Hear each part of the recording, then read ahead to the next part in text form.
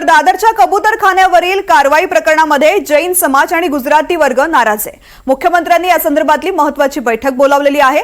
हायकोर्टाचा निर्णय, सरकार या संदर्भात काय भूमिका घेणार याकडे लक्ष आहे। उच्च न्यायालयाच्या निर्देशानंतर मुंबई महापालिकेने कबूतरखाने बंद केले, मात्र कबूतरांना खायला न मिळाल्यामुळे कबूतरांचा मृत्यू झाल्याचा दावा करण्यात येतोय। हे कबूतरखाने बंद करण्यावरूनच भाजपमध्ये मतभेद असल्याचे समोर आलंय। एकीकडे कबूतरखाने बंद करण्याला धार्मिक संघटनांनी विरोध केलाय, तर मंत्री मंगलप्रभात लोढांनी याच संघटनांची मिळतीजुळती भूमिका घेतल्यामुळे मनसेनं तिखट प्रतिक्रिया व्यक्त केली आहे। मात्र प्रश्नी बैठक घेऊन मध्यम मार्ग काढण्याचे सुतोवाच मुख्यमंत्री देवेंद्र फडणवीस यांनी दिलेले आहे।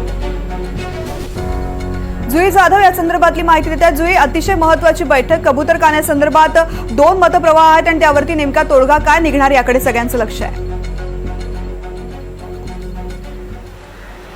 तृप्ती, आपण पाहतोय की मुंबई महानगरपालिकेने मुंबईतील जवळपास 51 कबूतरखाने बंद केले आहेत। मात्र हे कबूतरखाने आता एक धार्मिक विषय बनले आहेत, कारण का भाजपचे मंत्री मंगलप्रभात लोढा यांनी हा विषय धार्मिकतेकडे नेला आहे। त्यांनी काल आयुक्तांना देखील पत्र लिहिलं आहे की जे कबूतर आहेत त्या कबूतरांना खाणं मिळत नाहीये, कबूतरांना मारलं जाऊ नये यासाठी त्यांनी हे पत्र लिहिलं आहे। आणि कुठे ना कुठेतरी जैन समाज हा कबूतरांशी जोडला गेला आहे, त्यामुळे जैन समाजाच्या ज्या भावना आहेत त्या देखील दुखावल्या जात आहेत कबूतरखाने बंद केले गेल्यामुळे। त्यामुळे आज या संदर्भात एक महत्त्वाची बैठक मुख्यमंत्री देवेंद्र फडणवीस यांची त्यांच्या अध्यक्षतेखाली बोलवण्यात आली आहे। स्वतः मंगलप्रभात लोढा या बैठकीसाठी उपस्थित राहणार आहेत। खरं तर आपण कबूतरखान्यांचा जर विषय पाहिला तर मग शिवसेनेच्या विधान परिषदेच्या आमदार मनीषा कायंदे यांनी हा विषय उचलला होता विधान परिषदेमध्ये, आणि तेव्हापासून हा विषय मार्गी लागला आहे।